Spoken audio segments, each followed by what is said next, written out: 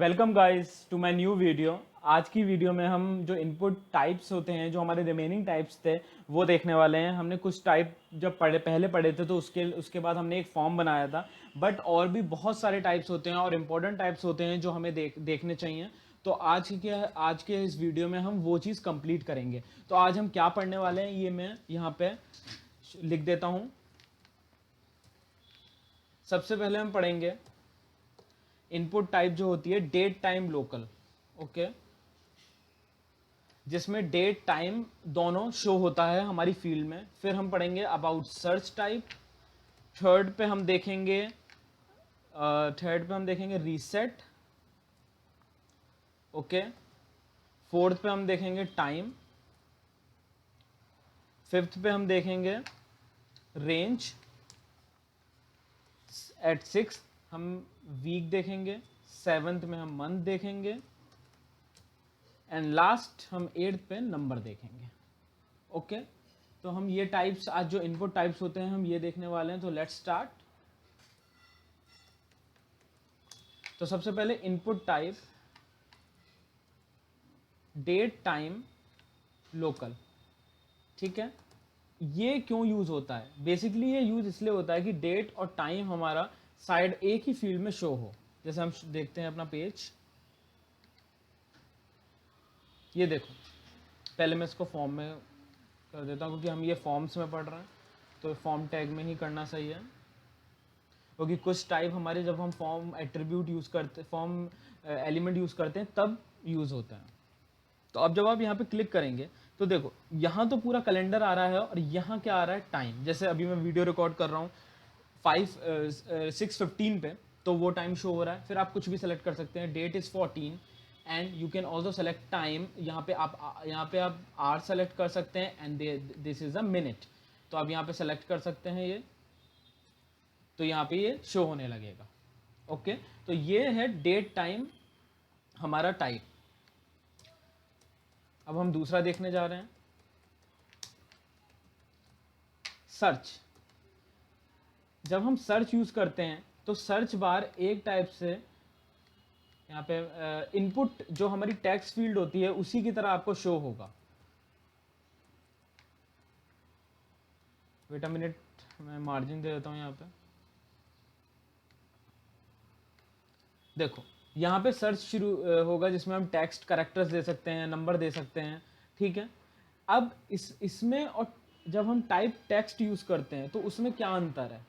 ठीक है, इसमें आप जैसे अंतर रिलेट नहीं कर पा रहे, ये तो एक ही चीज़ है, हम क्यों टेक्स्ट यूज कर लेते हैं? नहीं, दोनों चीज़ें डिफरेंट हैं। जैसे अगर मैं यहाँ टेक्स्ट लिखता हूँ,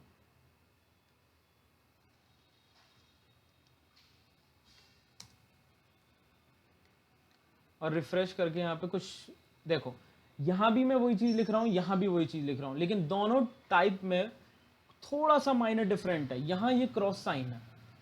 हम यहाँ पे एक एक ही क्लिक में पूरा टेक्स्ट को हम डिलीट कर सकते हैं, लेकिन मैं यहाँ नहीं कर सकता। I have to use backspace. उतनी ही बार मुझे बैक स्पेस मुझे क्लिक करना पड़ेगा तभी कर सकता हूँ। यही अंतर है एक सर्च और टेक्स्ट उसमें। जब जब आपका जैसे अगर अगर अगर आप प्रोग्रामिंग कर रहे हैं किसी कंपनी में, आप प्रोग्रामर हैं और आपका बहुत बड़ा प्रोजेक्ट है, तो अगर कोई प्रोग्रामर आपके प्रोजेक्ट पे काम करता है इन द इवनिंग शिफ्ट, तो वो अपने आप ही आपको टाइप, अगर आप सर्च लिख के जाते हैं उस कोड को प्रॉपर कमेंट करके, तो वो अपने आप ही पहचान जाएगा, ठीक है ये फील्ड मुझे सर्च टाइप बता रही है। और this is should be use. हमें कोडिंग ऐसी ही करनी होती है क्योंकि जो हमारी कॉर्पोरेट कंपनीज होती हैं उसमें बहुत बड़े बड़े प्रोजेक्ट्स होते हैं। ओके, तो हमने डेट टाइम लोकल सर्च देख लिया है, और इसके बाद हम देखेंगे रीसेट। रीसेट में क्या है? If you want to reset some of the fields, जैसे मैं यहाँ रीसेट हमारा एक बटन की तरह शो होता है। तो आपने यहाँ पे कुछ भी टेक्स्ट लिखा और यहाँ रीसेट पे क्लिक कर दिया। अभी हमारा एक ही फॉर्म में है ये, तो हम सब पे ये चीज़ कर सकते हैं। देखो यहाँ पे भी कुछ लिख देता हूँ, यहाँ पे भी सम इनपुट एंड रीसेट, तीनों फील्ड रीसेट हो गई। तो रीसेट बटन कैसे काम कर रहा है? अगर एक फॉर्म में हमारा जितने भी इनपुट टाइप एनकैप्सुलेटेड है, एनकैप्सुलेटेड का मतलब क्या होता है? जैसे हम C++ में ऊप्स में एनकैप्सुलेशन पढ़ते हैं कि wrapping up of data item, मतलब एक क्लास में wrapping up of data item, मतलब अगर मैं एक क्लास को डिफाइन करूं तो उसमें जो डेटा होता है एक टाइप से मैंने एनकैप्सुलेट कर दिया है एक क्लास में। तो ऐसे ही रीसेट बटन जो है वो जैसे हमने फॉर्म बॉडी में ये इनपुट फील्ड डिफाइन करे हैं, तो वो उन सारी फील्ड्स के लिए, सारी इनपुट फील्ड्स के लिए वो रीसेट बटन वर्क करेगा। ओके, नाउ फोर्थ वन,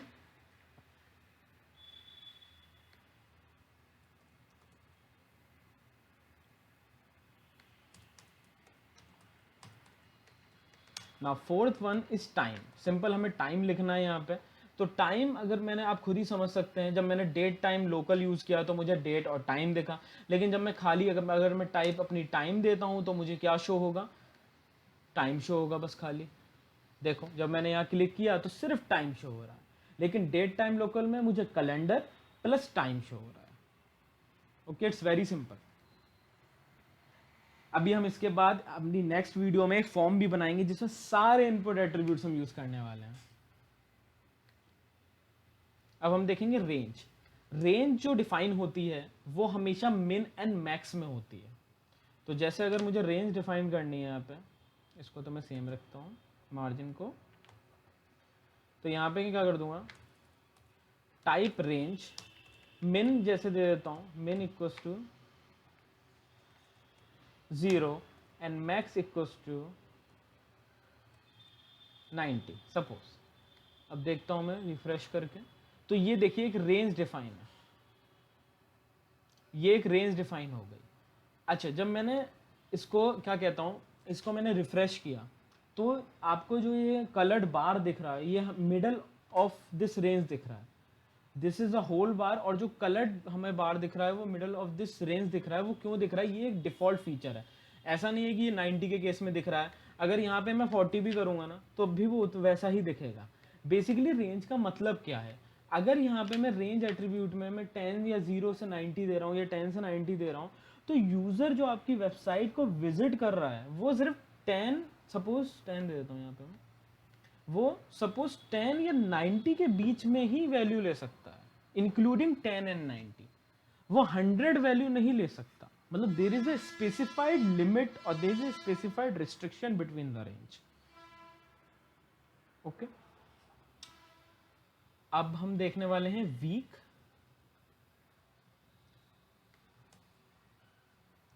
तो यहां पे मैं सपोज टाइप कर देता हूं वीक और मिन एंड मैक्स निकाल देता हूं क्योंकि वीक में कोई रेंज नहीं होती।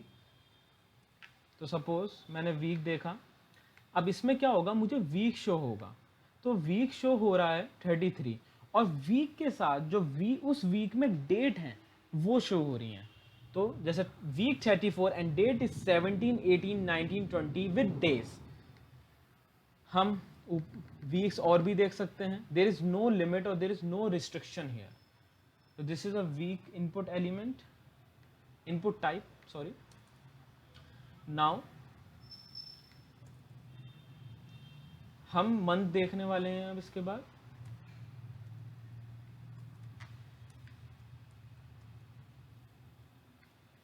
अब जैसे वीक होता है ऐसे यहाँ पे क्या शो होगा, यहाँ मंथ शो होगा, मतलब 2020 एंड द मंथ इज अगस्त। ठीक है, हम और भी मंथ देख सकते, हम और भी सन देख सकते हैं 19, 18 का। तो अब इसमें क्या शो होगा, इसमें सिर्फ मंथ का कैलेंडर शो होगा। ओके, तो अगस्त 2018। And last is number. Number जैसे हमारी टेक्स्ट फील्ड होती है ऐसी हमारी नंबर फील्ड होती है। जैसे हम टेक्स्ट लिखते हैं ऐसे ही हम नंबर, अगर हमें नंबर प्रोवाइड करना पड़े, और नंबर में भी हम काफ़ी फंक्शन, हम एक स्टेप फंक्शन भी यूज़ करते हैं, वो मैं आगे वाली वीडियो में आपको बताऊंगा।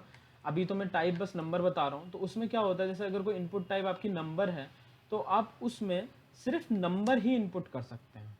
देखिए दिस इज, अब यहाँ पे आप इंक्रीमेंट करती जाइए, नंबर बढ़ते जाएंगे। ओके, यहाँ डिक्रीमेंट होगा इससे। तो this is a like of number field. Text field में हम कैरेक्टर इनपुट करते हैं और इसमें हम नंबर इनपुट कर रहे हैं, बेसिकली इंटीजर्स। सो गाइज ये हमारी इनपुट टाइप्स, इनपुट जो टाइप्स हैं वो बिल्कुल सारी ख़त्म हो चुकी हैं। जो हमने पहले देखा था उसके बाद हमने एक फॉर्म बनाया था। अब हम एक फुल एंड फाइनल फॉर्म बनाएंगे जिसमें हम सारी की सारी इनपुट टाइप यूज़ करने वाले हैं। सो इस वीडियो के लिए इतना ही, एंड थैंक्स फॉर वॉचिंग।